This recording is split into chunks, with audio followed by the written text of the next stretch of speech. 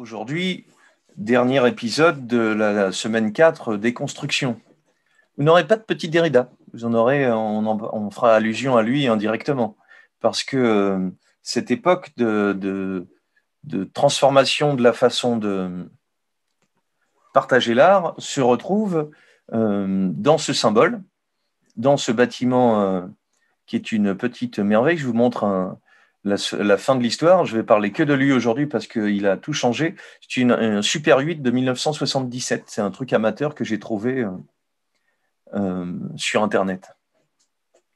Le son a été rajouté après.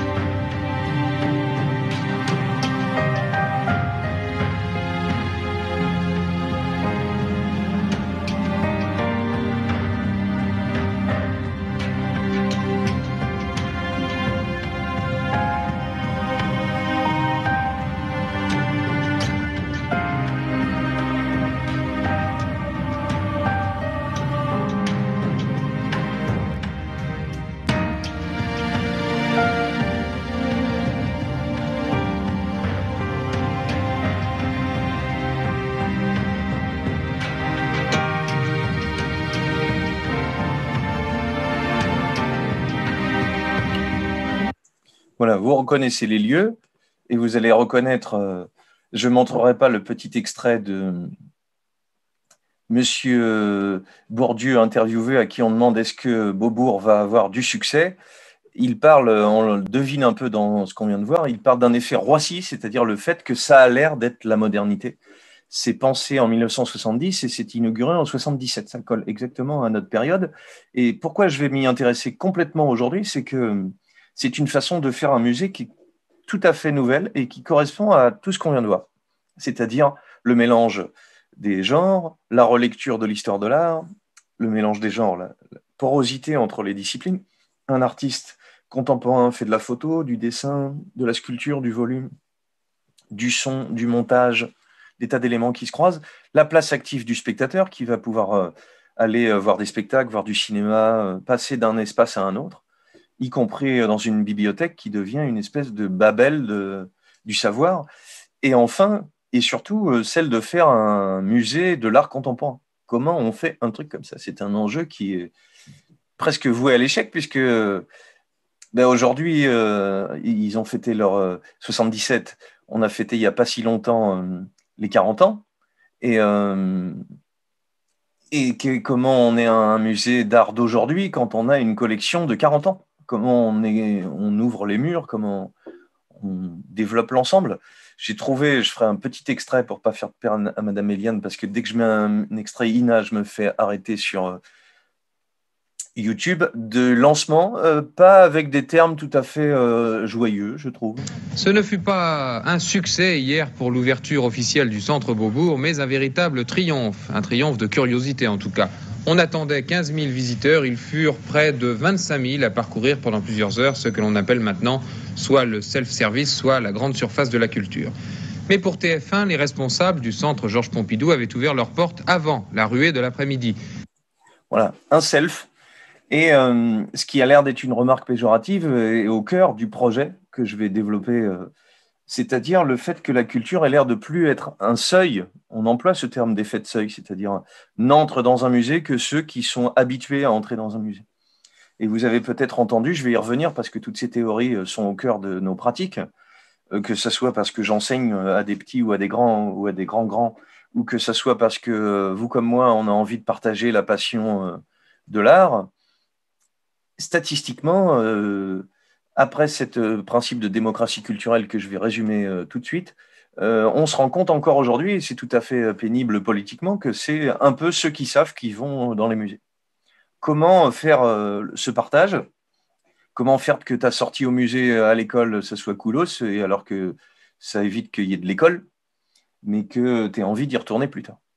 Vraisemblablement, même pour les plus sceptiques d'entre vous à qui je ne donnerai pas la parole, Si tu y étais quand tu es petit et que tu dois y retourner quand tes enfants sont petits, tu sais au moins par où on rentre, comment on fait. Et donc, toute cette pratique, elle t'a aidé.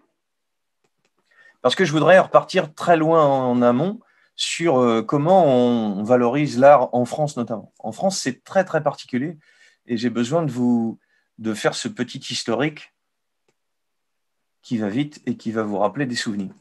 Pour les plus vieux d'entre vous, vous vous rappelez sans doute que le dépôt légal date de 1537. C'est-à-dire que François Ier, et en France, la culture, c'est très particulier, c'est, pour faire court, parce que ce serait un peu difficile à nuancer, on va inventer le ministère de la Culture. Aux États-Unis, pour faire vite, pardon pour la simplification, il n'y en a pas. En fait, c'est en train de changer doucement, mais parce que normalement, et c'est une idée qui tout à fait se discute, c'est les artistes qui font la culture. Quelle est la distinction à faire? Ça, c'est un sujet redoutable sur lequel je planche depuis longtemps. On va dire l'art, c'est la création, la culture, c'est la diffusion. Pardon pour la simplification, mais je m'appuie un peu sur les remarques désagréables de M. Dubuffet qui dit asphyxiant de culture. Tout ce qu'il faut savoir, tout ce qui est entre toi et l'œuvre avant même que ça ait commencé. Ces questions sont très prégnantes quand tu sais pas. Et quand tu te dis, je vais me fier à mon instinct ou est-ce que c'est beau et j'entends ça très souvent sur l'art contemporain, il faut que ça me touche. Oui, alors là, on a des œuvres qui sont là pour toucher ton esprit, par exemple, et qui peuvent être belles intellectuellement. Je vous disais que j'avais de l'admiration pour ce deux plateaux de Buren, dans cette capacité de jouer avec les deux couches à révéler ce qui est caché. Ah, c'est une idée qui est belle. Le reste est assez classique, assez beau aussi, d'ailleurs. La géométrie, elle peut ne pas toucher, mais une idée, ça peut être beau, et c'est ça que cet art plus contemporain fait. Donc, c'est pas seulement l'intuition qui va nous aider à faire ça, c'est aussi toute une sorte d'éducation, je sais pas comment le terme peut s'employer, parce que si on me dit qu'il faut que j'aime un truc, j'ai déjà pas envie de l'aimer. Et Catherine, je vois bien, elle va me dire la même chose. Donc, si l'État dit ce qui est beau, si l'État dit ce qui a de la valeur, il va aider les artistes, il va les valoriser, il va les protéger aussi. Et c'est l'idée de François Ier, mais il va aussi peut-être les scléroser, il va aussi peut-être dire quel est le goût officiel. Et cette question, elle est au cœur de notre pays continuellement. C'est-à-dire, s'il y a un truc sur lequel on peut bien se foutre sur la gueule, c'est des choses comme ça. On trouvera toujours des sujets autres, hein, parce qu'on est français quand même, mais la culture, c'est un peu comme la mode en Italie, c'est quelque chose qui est assez sérieux, qui revient dans les conversations même de la vie de tous les jours. Cette histoire que je voudrais vous narrer là, c'est que ce rapport à l'institution, il vient de très loin, en fait. 1537, François Ier, obligation du dépôt légal, c'est-à-dire en France, si vous avez du mal, parce que je lis un peu en transversal, je reconnais que quelquefois c'est difficile à se concentrer, il faut fermer les yeux, écouter. On va archiver un livre dès qu'il est édité. On n'est pas obligé de faire ça, hein, et aucune raison, si on prend un peu de recul, pourquoi est-ce qu'il faudrait garder les livres? Ils ont qu'à circuler, puis ceux qui disparaissent, disparaissent, c'est un truc. On peut en déposer dans les bibliothèques, puis si on les perd, ben on les a perdus. En l'État, François Ier a une idée qui va se développer, voilà, parce qu'il y a eu la bibliothèque d'Alexandrie qui était l'endroit où on essayait d'avoir un exemplaire de chaque livre existant dans le monde. Cette idée d'encyclopédie vient de légendes de l'esprit très ancienne, et elle est très passionnante, elle est très belle. Hein, elle est ce qui fait le lien entre tous les hommes, écrire, parler, penser, et en même temps, elle est aussi une différenciation dans la façon de l'exercer. François Ier initie ce dépôt légal en France. Voilà, l'objectif? Conserver les documents et signaler leur évolution. Alors, j'avance dans mon histoire de ce rapport de l'État à la culture. Dépôt légal 1537. Ordonnance de Villers-Cotterêts qui dit qu'il faudrait qu'on parle français. Et on va choisir, parce que toute cette histoire royale, elle est passionnante à regarder dans ce sens-là. D'ailleurs, en gros, il y a un type qui a une petite région tout seul, il dit « je suis le roi de France », les autres, ils disent « oui, oui, c'est ça ». Et donc, la question, c'est comment il va réussir à ramener à lui les autres en disant, à un moment donné, s'il a une taille critique, on le suit, et si c'est le plus gros, on le suit. Mais avant, il faut trouver tout un tas de subterfuges dans lesquels la culture et l'art va être très important. Puisque François Ier, c'est aussi le même qui fait le vrai chef-d'œuvre proche de chez nous, ce château de Fontainebleau, c'est-à-dire un lieu complètement construit pour montrer sa puissance à d'autres. Voilà, l'ordonnance de Villers-Cotterêts qui dit qu'on pourrait parler un peu français, vous pouvez voir ça en ligne parce que c'était très bien scanné aux archives nationales. Voilà, François dit il faudrait qu'on utilise une langue unique. 192 articles. Elle réduit des prérogatives de ville, elle rend obligatoire la tenue de registres de baptême, de mariage, de sépulture par les curés. C'est-à-dire, elle dit qu'il doit. Ça vous dit pour ceux qui aiment critiquer l'État. Là, c'est pas l'État, c'est pas le même encore, mais voilà, on n'a qu'à dire qu'on ferait comme ça et c'est pas moi qui le fais. Débrouillez-vous. C'est les curés qui le feront là, c'est les maires qui se débrouillent autrement. Elle est fondatrice de cette exclusivité du français dans les documents administratifs. Il y aurait une sorte de langue unique. J'avance un peu, les titres sont en haut dans le document. Manufacture des Gobelins sous Henri IV, c'est-à-dire on va fabriquer, par exemple, des tapis, et ça existe toujours, et c'est une très bonne école d'art. Et Colbert et Louis XIV peuvent être montrés en train de recevoir ou de donner des cadeaux royaux, c'est-à-dire on va montrer le savoir-faire. Et aujourd'hui encore en France, le luxe est un des enjeux politiques très importants. Mais la culture luxe, il y a un petit jeu de tension entre les deux. Les arts appliqués sont appliqués à quelque chose. Création de la Comédie Française 1680, voilà, on va protéger, valoriser les arts vivants. Comédie Française, spectacle. Donc, qui entre à la Comédie Française? Si tu es dedans, c'est que tu es protégé. Si tu n'es pas dedans, c'est que tu es un rebelle, un vrai. Voilà, tout un tas de tensions qui vont se retrouver au cœur de toute notre histoire de l'art. On traite très peu l'histoire de l'art par le sujet sociologique, en fait, parce que ce n'est pas les œuvres et ce n'est pas la création, mais ça va être au cœur de la question d'aujourd'hui, c'est-à-dire, et si on faisait un musée d'art contemporain? C'est déjà compliqué de faire un musée, de trouver qu'est-ce qu'on va montrer, comment on va le montrer, mais un musée du truc vivant en train de se faire, c'est un enjeu fabuleux. Vocabulaire de l'Académie française, 1832. Non, 1693, c'est 1832, c'est le livre que je montre là. Louis Duchesne recevant son ami Lyotet, militaire à l'Académie française. Voilà, discours de réception. Vous remarquerez la quantité d'académiciennes. Évidemment, c'est un combat qui avance doucement.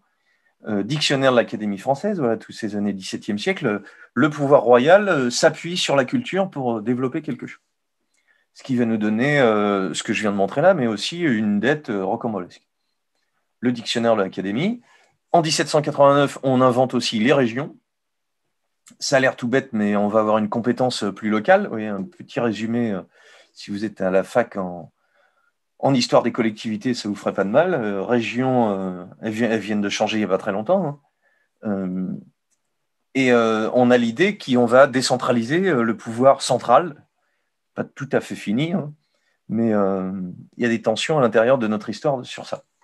Voilà, le Louvre comme un musée, 1793. Parce que, et c'est pas que la Révolution, puisqu'il y a aussi les guerres de religion, mais on va avoir des œuvres à étendre, par exemple, les statues de Notre-Dame, c'est pas du tout la Révolution qui les a détruites, hein, c'est les guerres de religion, donc on a cassé des têtes.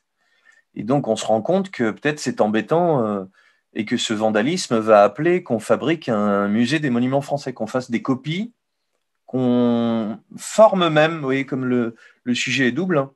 Peut-être qu'un peintre, il pourrait aller faire une copie d'un tableau et puis cette copie, elle serait mise dans une mairie, dans un musée de province pour le découvrir. Ça me semble pas bête, ça pourrait être repris d'ailleurs. Ce serait l'occasion pour que des écoles viennent dans le musée d'à côté de chez eux voir en vrai quelque chose dont je rappelle que l'idée d'authenticité arrive bien plus tard. Elle arrive plutôt avec la Renaissance et le XVIIIe siècle, mais cette idée que ce soit fait de la main de l'artiste, c'est pas toujours le cas. Si on a le concept, ça suffit.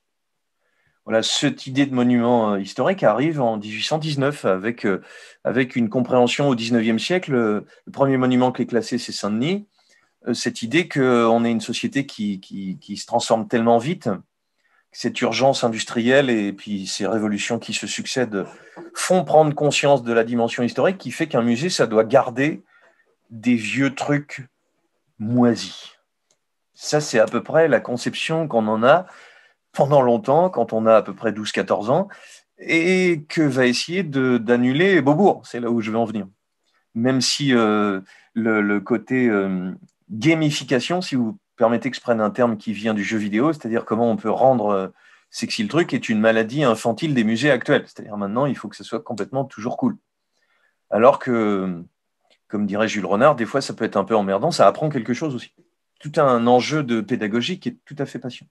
Premier ministre des Arts, Antonin Proust, dont le portrait d'Anders Zorn, qui est un merveilleux peintre norvégien ou danois ou suédois. Voilà, les années 1881, ministre des Arts, c'est-à-dire celui qui aiderait les arts. Développement, j'en ai parlé, des ciné-clubs et donc de la diffusion par les amateurs plutôt de la pratique culturelle, de la pratique de spectateurs, de la formation de spectateurs. En 1936, c'est pas rien, mais cette arrivée du Front populaire donne une place énorme déjà aux affiches de propagande qui disent que c'est ce collectivisme qui est manipulé, et c'est arrivé d'un ministre important de la culture, Jean Zay, qui va... et ce développement, je ne l'ai pas mis là, mais les premières œuvres d'art public, c'est-à-dire les œuvres d'art dans la rue, un sujet qui me passionne aussi beaucoup, c'est-à-dire l'idée qu'il y ait des sculptures, faisons simple, si tu veux croiser de la sculpture dans la vie, aller dans un musée, monument aux morts, œuvre d'art public dans ton lycée, collège ou sur la place publique. C'est tout. Peut-être un fantaisiste à côté de chez toi qui en aurait mis une sur sa maison. Ça peut arriver un petit peu. Sinon, l'accès à l'art, il est un enjeu qui va se développer à partir de la Seconde Guerre mondiale, notamment parce que ce Conseil de la Résistance a pensé à la suite de 1936 à cette place que pouvait avoir la culture comme facteur d'éducation pour éviter de refaire les mêmes conneries. Je vous rappelle que les lieux d'éducation populaire auxquels je suis très attaché, ils commencent après l'affaire Dreyfus pour qu'on apprenne doucement que l'antisémitisme, le complot, la manipulation, si on apprend des trucs à l'école et qu'on les partage et qu'on est dans une espèce de circulation horizontale de la parole, ça nous ferait du bien à tout le monde. J'en suis un pur produit, regardez comme je suis beau. Voilà. Comédie de l'Est, Centre dramatique national, donc on va inventer en 1946 l'idée qu'il puisse y avoir en région. Ici, on est à Colmar. Jean Vilar, vous le savez, va développer en Avignon un festival qui va avoir un grand, grand succès, qui va aussi être critiqué petit à petit. Dans les années 64, on parlait de Julian Beck et du Living Theatre qui va quitter en 69 le Festival d'Avignon, puisqu'il veut le spectacle qu'il joue est plein et tous les billets sont achetés et il veut ce théâtre qui est proche du happening et de la performance, qui était parti des États-Unis, veut jouer dans la rue gratuitement et le maire s'y oppose. Et le Living Theatre dit non, le théâtre c'est pour tout le monde en fait. Donc cet enjeu de la circulation du savoir et de la création, c'est continuellement une question française mais internationale qui va avec cette histoire de développement des arts. Quand je plaisante à peine, l'art moderne de Manet choque dans les salons, il est à la fois là pour essayer d'être accepté dans les salons parce qu'il aura des commandes et un marché puisqu'on va lui acheter. Si on remonte vraiment vite fait, à la Renaissance, ce sont plutôt des protecteurs ou plutôt l'Église qui va te commander ou des nobles. Et s'invente au XVIIe siècle en Hollande et en XVIIe, XVIIIe un marché, système du marché. Tu mets un truc à vendre et si tout le monde aime bien, tu as des bouquets de fleurs, des concombres, des chiots. Si tout le monde t'achète des chiots, tu peins des chiots et puis comme ça tu vis. Tu fais pas ce que tu veux. Tout système de rapport au spectateur va se développer. Et là-dedans, petit à petit, les États européens qui se développent eux aussi vont donner une place à la commande publique, ce que je suis en train de dire là, à des lieux où on va pouvoir être créateur. Et dans ces premiers centres dramatiques nationaux, si je ne dis pas de bêtises, ce sont des créateurs qui sont les directeurs. C'est un enjeu des années 70-80, justement. Est-ce que par exemple, la scène nationale du Théâtre de l'Agora, que j'aime beaucoup, son directeur, qui est un homme merveilleux, Christophe Blandin-Estournay, n'est pas un auteur de théâtre ni un metteur en scène. Et ce n'est pas son métier, d'ailleurs. Parce que si tu le laisses, c'est aussi une façon peut-être biaisée de regarder les esthétiques que tu dois partager. Il a plutôt l'idée de faire découvrir le plus de choses possible. Un enjeu, là aussi, de la passerelle qui est tout à fait passionnant. Voilà, si on regarde bien, non, on ne regarde pas. Avignon, voilà, où ce festival va se développer. Avec des hauts et des bas, puisque s'il y a de l'argent public et qu'on se moque du public, puisqu'on fait des pièces qui durent des heures, des trucs qu'on ne comprend rien, des trucs avec des trucs porno, c'est quoi ce truc? Voilà. Est-ce que l'art et la création doivent être soutenus par des institutions publiques? Les Américains ont résolu le problème, ils ont fait des fondations privées plutôt.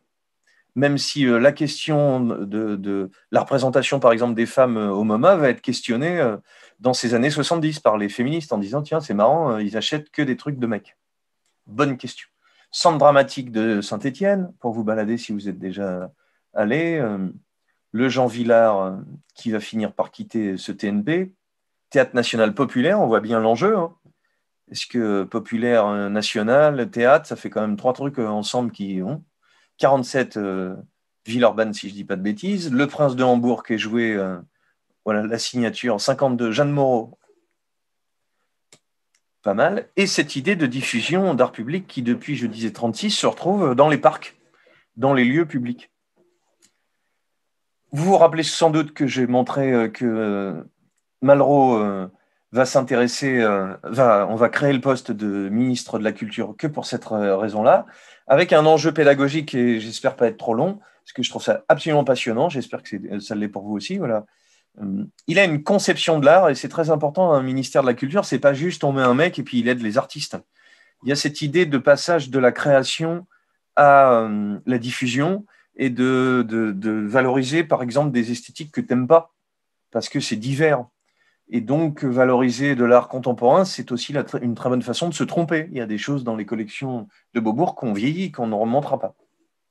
Au cœur de l'idée de l'art de Malraux, il y a quelque chose qui est très important, d'autant plus important que je ne suis pas du tout d'accord avec, c'est que l'œuvre d'art, quand elle paraît, va avoir un impact sur le spectateur. Il y a une espèce d'idée presque magique chez Malraux qui fait qu'il y a un refus des dispositifs pédagogiques, c'est-à-dire tu vois une œuvre de théâtre ou tu vois une œuvre musicale et elle te bouleverse.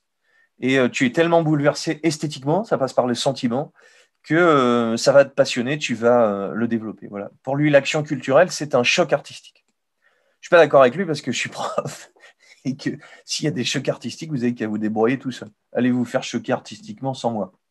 Voilà, j'ai l'idée que c'est pas parce que je vous dis que c'est bien que vous allez aimer, c'est aussi parce que je vous dis que j'aime bien que vous allez dire bah, je suis pas d'accord. Voilà, ce positionnement-là est déjà intéressant, mais je crois aussi à la raison, c'est-à-dire au fait qu'on peut discuter pour comprendre et que ce que j'aime de Buren, bah, avant j'aimais pas ça du tout. C'est comme le chou-fleur. Voilà, il faut du temps, il faut apprendre doucement et se mitridatiser, sans qu'il y ait besoin de médiation. L'éducation populaire est écartée du ministère de la Culture parce qu'il va créer une sorte de concentration par le ministère et cet enjeu qui fait qu'on se dit tiens, De Gaulle fabrique un ministère de la Culture pour Malraux, c'est génial. Non, il va tout centraliser pour éviter, il y avait une petite allusion enfin, pour affaiblir l'influence du Parti communiste auprès des artistes. Pas con. Voilà, le ministère que voilà, avec ses rideaux rayés qu'on a vus. J'en termine. Festival de Cannes de 59. Voilà, les ciné-clubs qui devaient y prendre place. Le 17 novembre, il annonce aux députés qu'une maison de la culture par département devrait voir le jour en 3 ans, afin que n'importe quel enfant de 16 ans, si pauvre soit-il, puisse avoir un véritable contact avec son patrimoine national et avec la gloire de l'esprit de l'humanité. Il y a cette idée d'un art qui t'élève.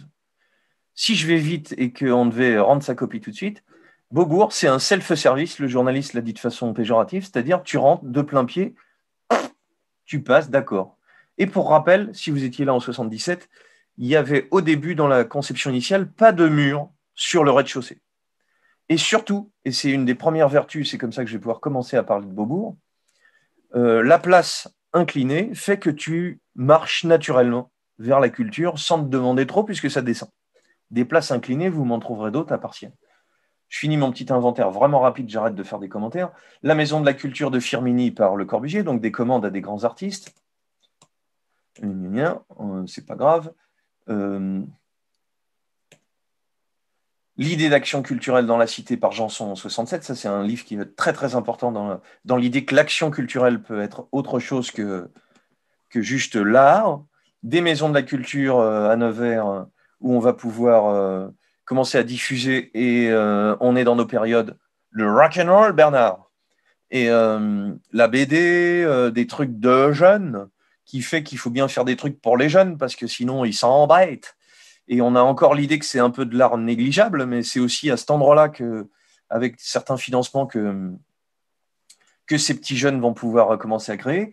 J'aimais bien vous montrer cette histoire où on voit que la photo officielle de Giscard, elle est faite par Henri Lartigue, qui, malgré ses 80 printemps, se met par terre à gauche, mais finalement, dans toutes les mairies, il y a de la photo.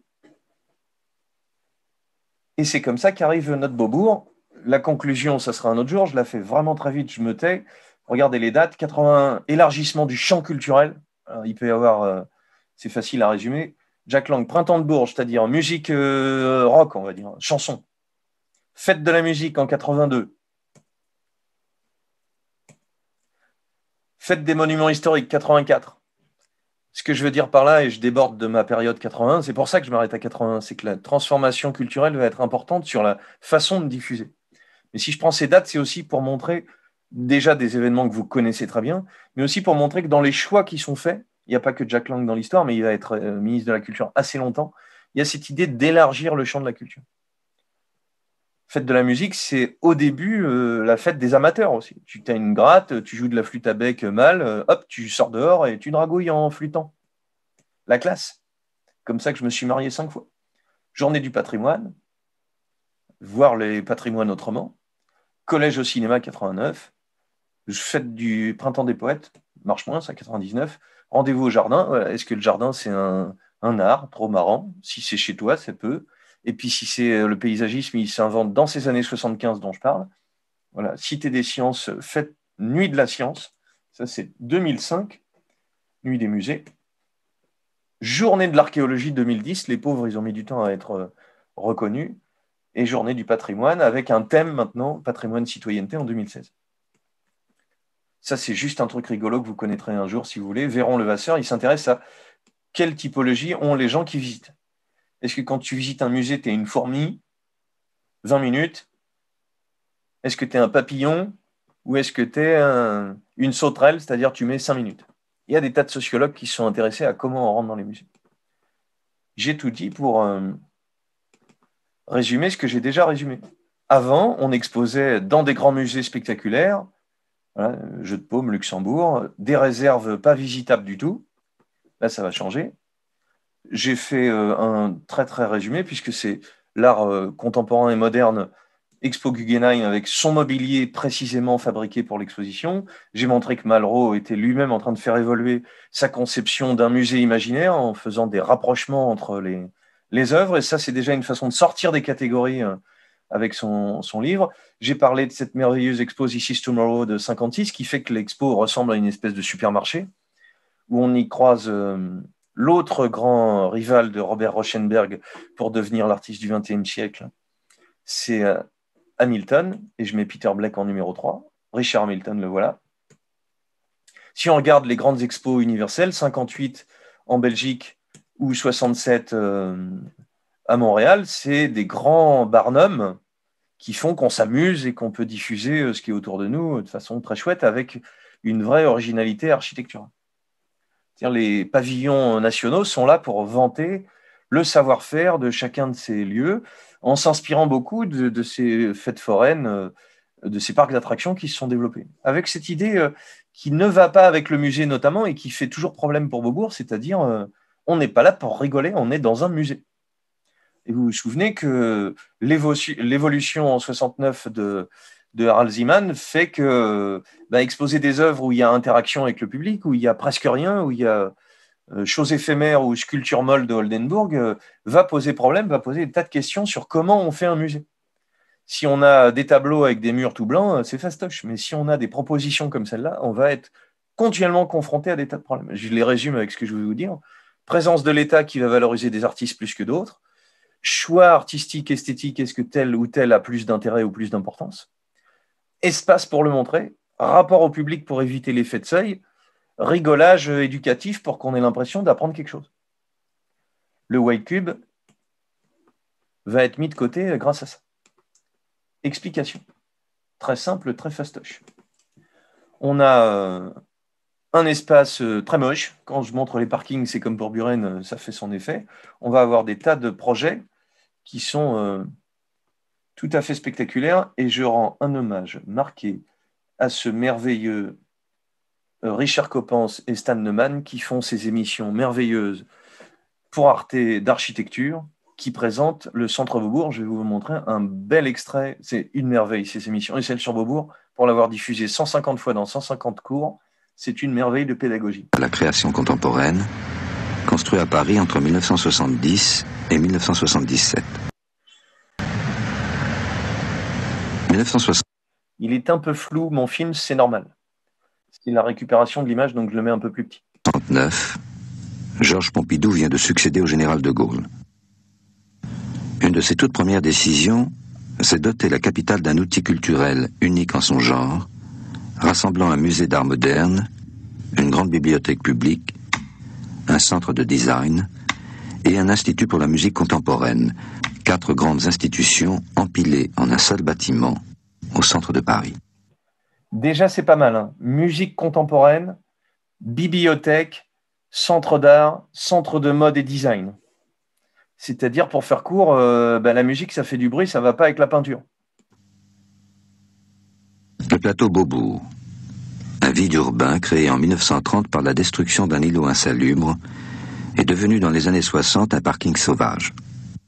18 000 mètres carrés à l'abandon, le terrain idéal pour un projet aussi énorme. Pour la première fois en France, un concours international est lancé. Autre nouveauté, c'est plus le fait du prince ou du roi qui choisit tel artiste, un concours est lancé. Et si je vais vite sur ça, il ne va pas le dire, c'est la seule, j'exagère à peine, architecture de métal spectaculaire en France. Et en France, c'est le béton qui prime. Il y a des lobbies un peu pour ça quand même. Le jury, où siègent 3 grands architectes, Oscar Niemeyer, Jean Prouvé, Philip Johnson, doit choisir entre 681 projets. Il y a de tout, un dôme métallique, des parallélépipèdes inclinés, une grande tour. Un seul projet, le numéro 493, propose de n'occuper que la moitié de la parcelle et de laisser de la place à une place.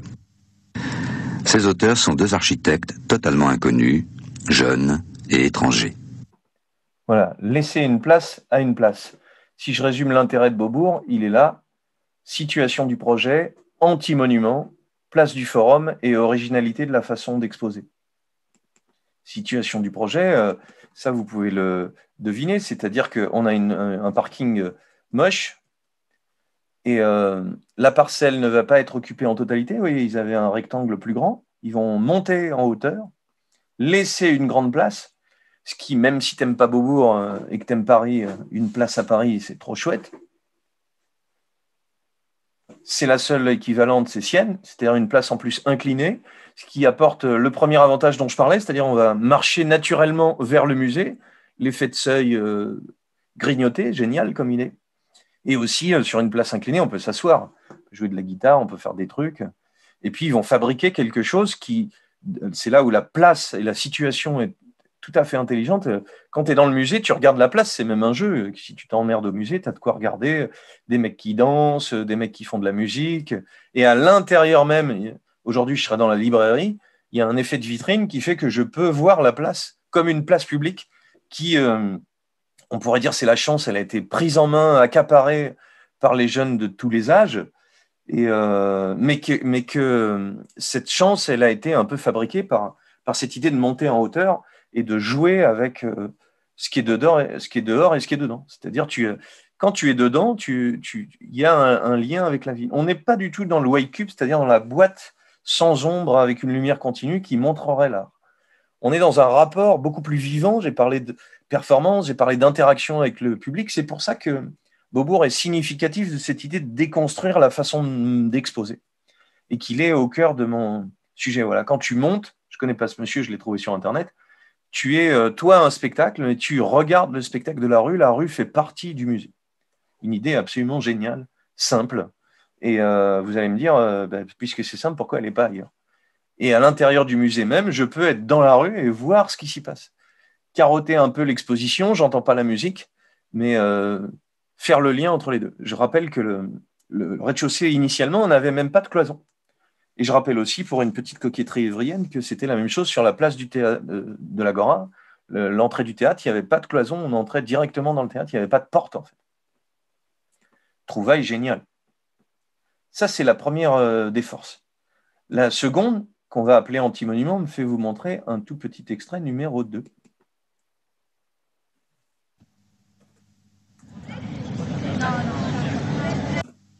Richard Rogers est anglais. Quand nous avons vu le programme du concours, nous nous sommes dit que nous n'y avions pas notre place.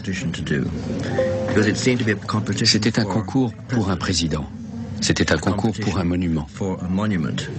Et en Angleterre, les monuments, ça sonne mal. C'est un mot péjoratif. C'est hors d'échelle, ce n'est pas à taille humaine.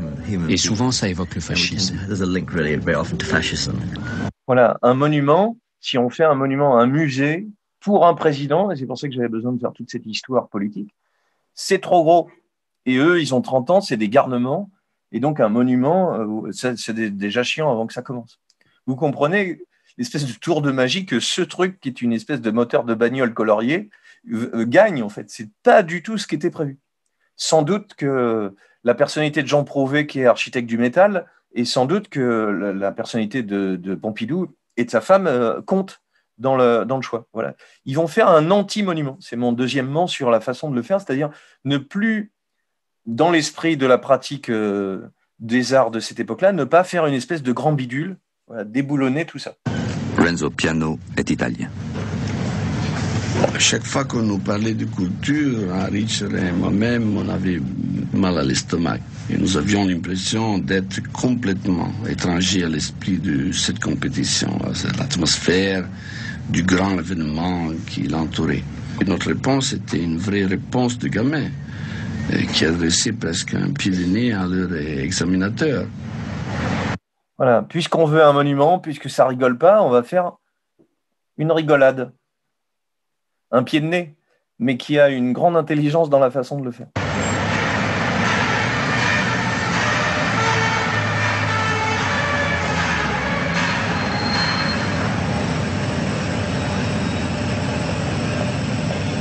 Le pied de nez. Le projet Piano Rogers provoque immédiatement une polémique violente qui dure plusieurs années. Il y a même un procès. Comme pendant la construction de la Tour Eiffel, les insultes fusent. Raffinerie de pétrole, hangars, tas de ferraille, monstres écrasants, atteinte au bon goût. Atteinte au bon goût. Et on va pas se mentir, c'est pas faux que c'est pas dans le goût ambiant. C'est-à-dire que on dirait que c'est pas fini, il y a des trous là. Tout le métal est à l'extérieur, ça va être expliqué. Et surtout, le contraste avec cette ville plutôt 19e siècle parisienne est une folie. Une folie. Un cajot à patates coloriées en plein milieu de nulle part. Qui, finalement, cette première idée, c'est pas cette provocation, en fait. C'est pas la nouveauté qui est au cœur de ça. C'est un anti-monument. On va regarder que dans sa structure elle-même, dans la façon dont c'est posé, puisque ce sont des plateaux de métal qui évitent qu'il y ait des murs, voilà, toute la structure tient comme ça, en fait. La structure autoportante, c'est une merveille d'ingénierie. Je vais vous montrer le film qui en parle. Pour avoir des plateaux vides, c'est facile à résumer, faire tout ce qu'on veut. De l'interdisciplinaire et du mélange dans tous les sens. C'est ça un musée. C'est plus des morceaux les uns par rapport aux autres. Une vue sur l'extérieur et quelque chose qui ressemble presque à une fête foraine. J'en profite aussi dans le genre anti-monument, c'est ce qui est derrière moi, ce merveille de logo de Jean Widmer qui va penser que l'architecture, c'est pas un monument, voilà, c'est une sorte de ver de terre qui bouge, de fête foraine telle que quand tu es sur la place, tu regardes les mecs comme des fourmis, et que quand tu es dedans, tu regardes les mecs en bas comme des fourmis. C'est un jeu continuel de qui est vu, qui n'est pas vu, avec des difficultés de conservation, puisque quand tu fais tout transparent, il y a des œuvres qui ne supportent pas ça. C'est comme ça que Geo Lenti va fabriquer au niveau du musée des murs blancs, si vous vous en souvenez, qui isolent ce projet initial de transparence complète et de modularité, en fait. Mais là où c'est réussi, c'est que l'anti-monument, il se retrouve dans le jeu qui fait que tu te balades et jusque dans le logo. Et dans le fait que les chaises elles-mêmes, aujourd'hui, c'est 15 000 € chaque chaise, si tu veux t'en acheter une de 77. Parce que le troisième coup de génie, qui fait qu'il y a partage, c'est ce forum. C'est-à-dire qu'au centre, dans le bas, dans le rez-de-chaussée, on peut retrouver toutes les activités ouvertes, libres dans un premier temps. Parce que ça a été longtemps gratuit au tout début. C'est-à-dire que dans le forum, je n'ai pas les statistiques en tête, mais il y a une moquette qui est placée pour, je ne sais plus, on va dire au hasard, 10 000 personnes, et il fallait la remplacer au bout de 5 ans. Elle doit être remplacée au bout d'1 an, tellement il y a des milliers de gens. Dès le début, une expo Tinguely en 77, ce crocodrome complètement délirant, et les gens sont au-dessus, une espèce de forum, là. Comme le nom l'indique, en fait, une sorte de place publique à l'intérieur du bâtiment. Un spectacle de Merce Cunningham où tout le monde est autour, comme dans une fosse. C'est complètement fou de faire le spectacle directement. On n'est plus dans la scène, on est autour, on est avec, on est dedans. Une grande expo d'Ali qui va être importante. Et cette idée de porosité, en fait, on peut entrer. C'est revenu un petit peu puisqu'il n'y a plus de système de billetterie en bas. On a, à un moment donné, il y a des clochards, des mecs qui se baladent, qui lisent le journal, des vieux, des mecs qui tchatchent, en fait. C'est une place. Faire d'un musée une place, c'est l'enjeu du rapport au public dont on a parlé tout du long et qui font que je suis assez emballé par le résultat, même si l'institutionnalisation, elle existe toujours. Et que boire un café à droite, ça coûte un œil. Voilà, un forum qui a été rebouché à un moment donné, dans lequel on peut aujourd'hui voir du cinéma. Et je voudrais vous le montrer maintenant. L'extrait est un poil long, mais c'est une pure merveille. D'où vient cet art de l'architecture de Piano et Rogers? Finerie de pétrole, hangars, tas de ferraille, monstres écrasants, atteinte au bon goût. Cette structure bardée de métal aux couleurs vives, c'est en fait l'irruption au cœur du vieux Paris de l'imaginaire d'un groupe d'architectes anglais, Archigram, des compagnons d'école de Piano et Rogers.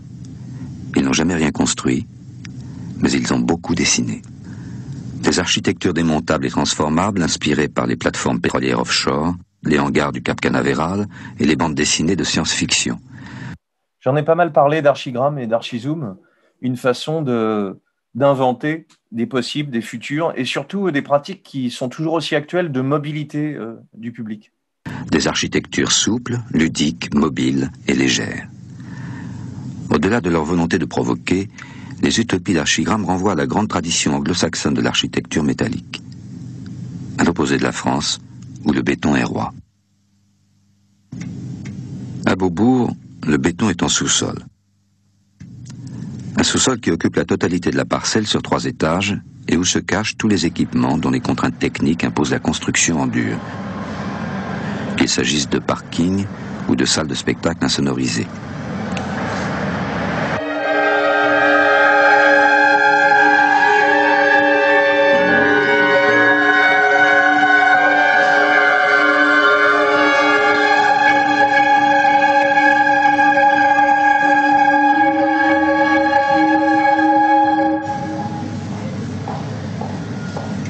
Pour le béton, c'est tout.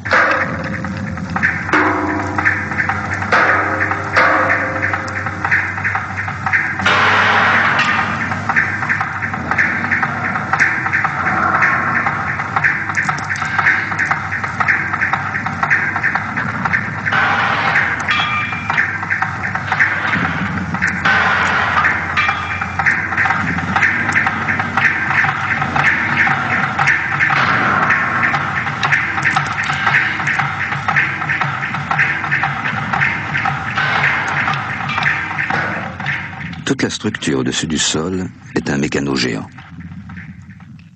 Un grand... La merveille de ces émissions, les maquettes qui vont tout vous faire comprendre à ce qu'est une gerberette. Jeu de construction. Prenez un poteau, puis un deuxième poteau. Enfilez sur chacun des 2 poteaux une poutre pivotante appelée gerberette. Posez la grande poutre qui fait la largeur du bâtiment. Les gerberettes sont en déséquilibre. Posez un tirant qui tire vers le sol l'extrémité de la gerberette. Faites de même de l'autre côté. Le système est en équilibre. Les efforts pour maintenir la poutre sont répartis entre poteau et tirant grâce à la gerberette. La gerberette égale se passer de mur opaque égale du verre. égale peu de poids de superposition. Reproduire l'opération autant de fois que nécessaire pour augmenter le nombre de poutres.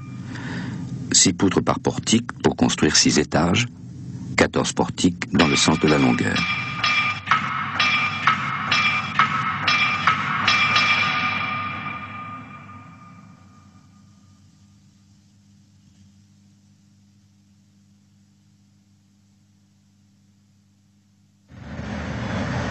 Une seule ossature métallique pour faire tenir le bâtiment, une seule ossature affichée et visible.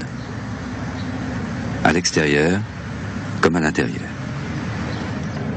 Là, 2 secondes, t'imagines que ton squelette soit à l'extérieur de ton corps. Ça marche, hein, les tortues, elles s'en sortent très bien.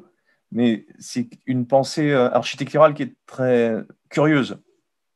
La structure est à l'intérieur et le reste est un parement.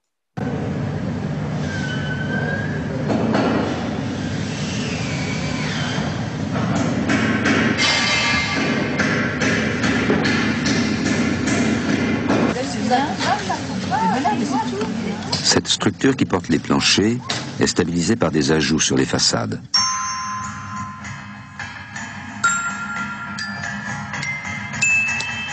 Des renforts métalliques en forme de V ou de X fixés entre les poutres ou les extrémités des gerberettes. Les contreventements.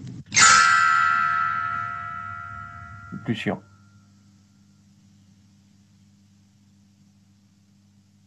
Pour concevoir cette structure, l'équilibre des charges, la forme des poutres, les architectes ont fait appel à l'ingénieur anglais Peter Rice, qui va collaborer avec eux pendant toute sa vie et construira la toiture de l'aéroport de Kansai ou du module d'échange de Roissy.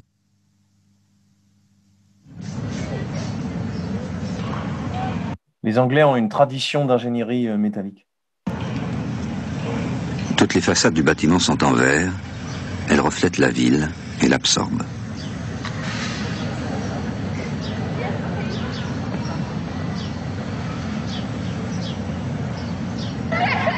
Par endroits, les murs de verre disparaissent. Seule reste la trame, ouverte au vent et au ciel. Le bâtiment prend un air d'esquisse ou de chantier en cours.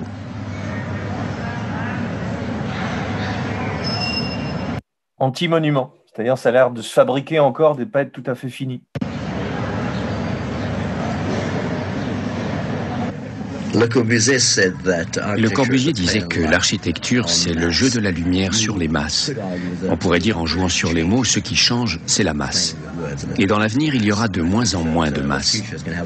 Beaubourg, bien sûr, est beaucoup plus transparent que la plupart des bâtiments de cette période. Vous ne regardez pas à travers de petites fenêtres carrées percées dans la masse. Tout est fenêtre, tout est solide, tout est structure. Il n'y a plus de définition, tout se confond.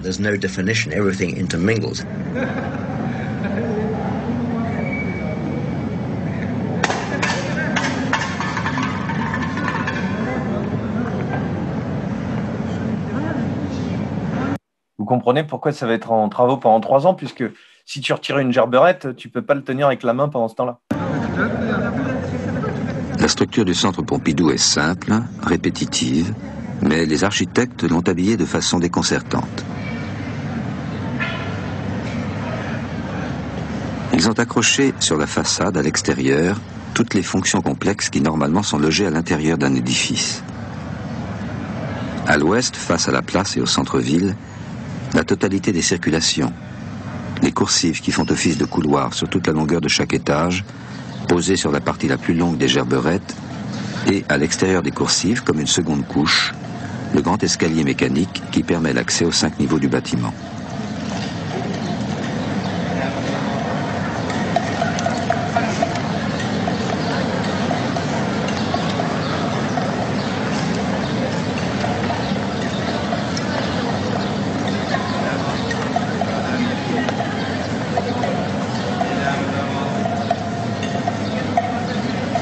L'image de la façade résulte de la superposition sur la trame de base de ces 2 couches fonctionnelles. Protégé par une coquille transparente, l'escalier monte vers le toit, telle une attraction de fête foraine. Face à la place, la fête. Face à la rue, l'usine. À l'est, les architectes ont mis en façade les tripes du bâtiment. Les monte-charges pour le transport des grosses charges, les systèmes de climatisation, les alimentations électriques. Tout est montré, affiché avec gaieté. On n'a honte de rien. Tout est montré. Ce qui normalement est caché, dissimulé, qui demande des travaux complexes, va être assumé et valorisé. Tout à fait étonnant. Et la comparaison est à l'intérieur du documentaire, il faut le regarder en entier. Souvent, quand vous avez un moteur devant vous, ce qu'il produit à l'intérieur ne se voit pas à l'extérieur. On ne sait pas trop qu'est-ce que ça fabrique en fait. Ici, tout est révélé continuellement et accentué puisque vous savez que les couleurs vont être en fonction des flux, l'eau, l'électricité, la chaleur. La dernière chose qui m'intéresse de vous montrer sur cette originalité de conception, c'est que cette ouverture, le plateau simple,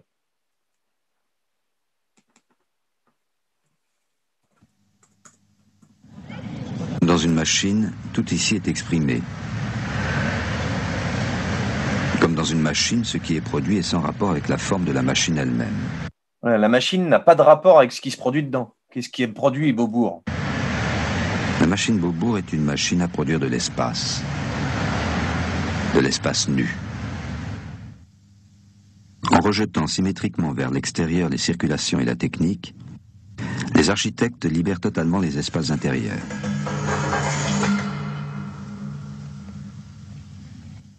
Chaque étage, grand comme 2 terrains de foot, est un immense plateau libre.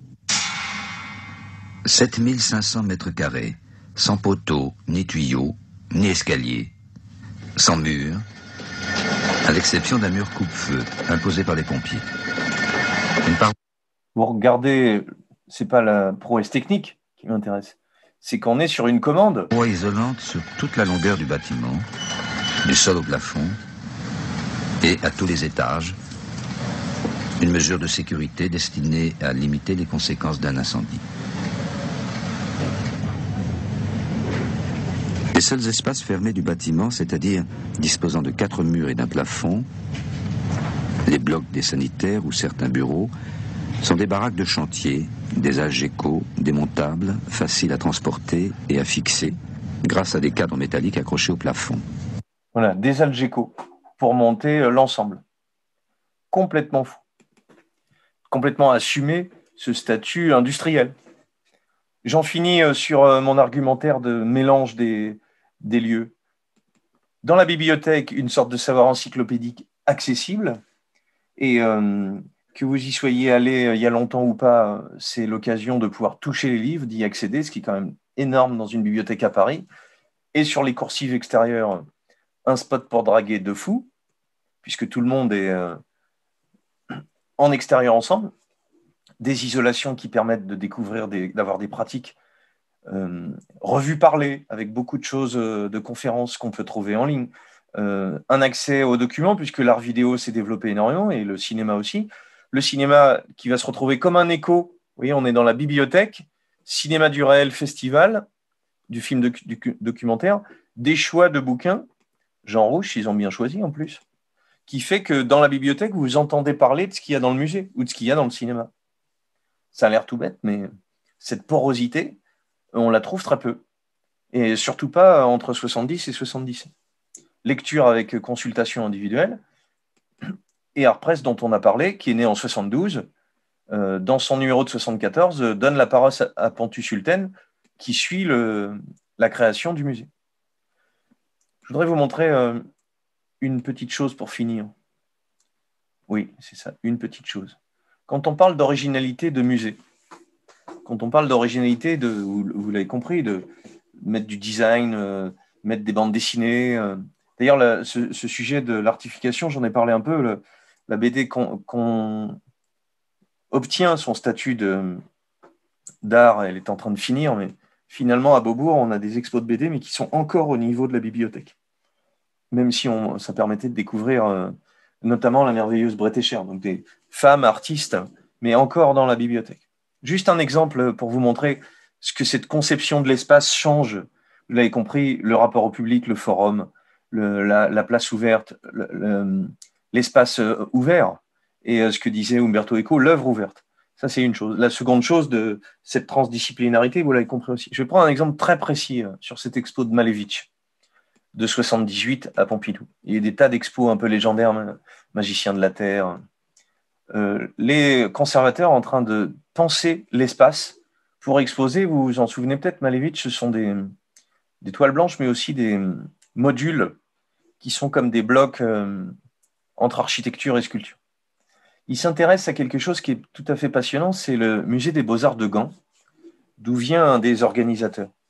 Au musée des Beaux-Arts de Gand, et c'est le plan qui le montre ici, l'entrée, c'est pas très compliqué ce que je veux expliquer, mais c'est très important. L'entrée se fait sur l'angle. On le voit sur cette photo. À l'entrée, elle est sur le coin, elle n'est pas frontale, elle n'est pas en plein milieu. Et ce que le petit commentaire explique, c'est que la préoccupation du conservateur, c'est d'immerger au maximum le visiteur dans un accrochage de peinture sans perturbation.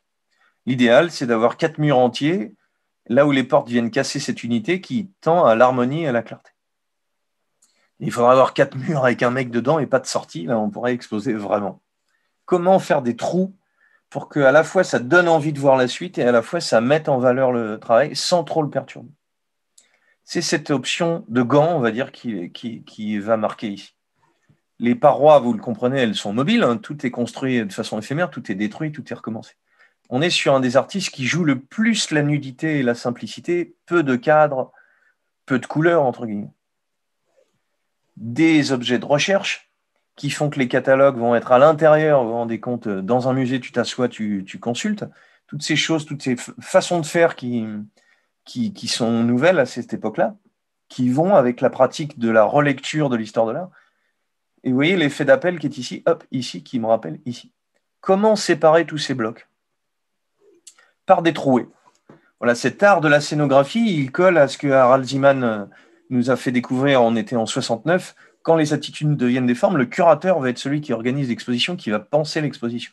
Ici, il est associé au scénographe qui va faire des trouées qui appellent la suite, qui appellent le repos pour regarder ces architectones. Mais l'expo de Malevich de 78 intègre la dimension commémorative, c'est-à-dire on est au lancement de Beaubourg, la première expo, j'aurais pas le temps de le montrer, elle est sur Duchamp, qui va devenir la grande figure du XXe et qui est montrée comme telle, le dieu Duchamp, entre guillemets, qui va devenir tout un questionnement qu'on a commencé à aborder, mais je vais le montrer rapidement. Voilà. Il s'agit aussi de montrer le cheminement du parcours d'exposition qui est novateur.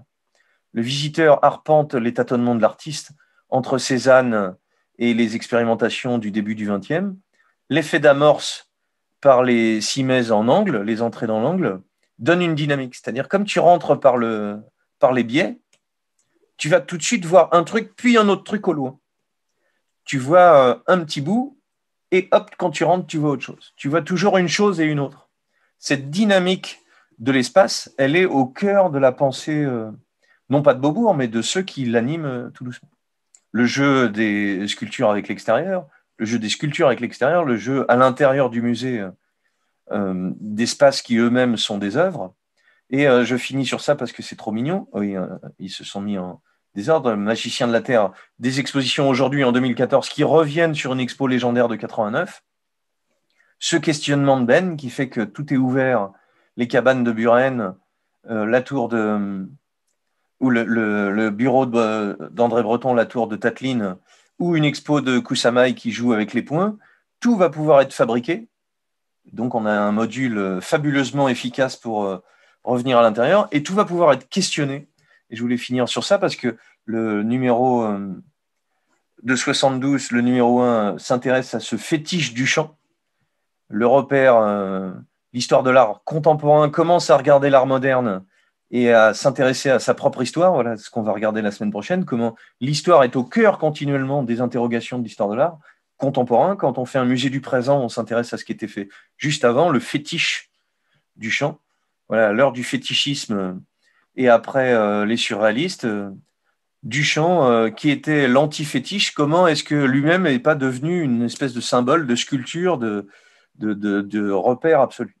Et on a la réponse qui va être assez marrante, qu'on va regarder dès la semaine prochaine, de Salgos nommés Gilles Ayot, Édouard Arroyo et Recalcati, qui vont s'amuser à faire une série de plusieurs peintures sans signer précisément. Donc, c'est une œuvre collective de peinture tout à fait figurative. J'espère qu'elles se sont foutues dans le bon ordre. On a le nu qui descend l'escalier, puisque ça s'appelle « Vivre et laisser mourir », la fin tragique de Marcel Duchamp, qui sera exposée en 65. Voilà, le nu descendant l'escalier, Marcel qui monte l'escalier, qui se fait passer à tabac par les trois peintres. C'est des portraits d'eux et la tête de Duchamp, ils sont en train de lui mettre un marron dans la gueule. Il l'interroge, il ne veut rien lâcher. On va le jeter demi-nu en bas de l'escalier, c'est bien fait pour sa gueule. On l'emmènera se faire enterrer avec un drapeau américain et Warhol qui est parmi les porteurs. Elle s'est glissée là. C'est foutu pas au bon endroit. Pas gentil. Voilà. Vivre et laisser mourir, la fin tragique de Marcel Duchamp. L'art, avec Beaubourg, devient un questionnement continuel sur qu'est-ce qu'on garde, qu'est-ce qu'on ne garde pas et jusqu'où on peut aller.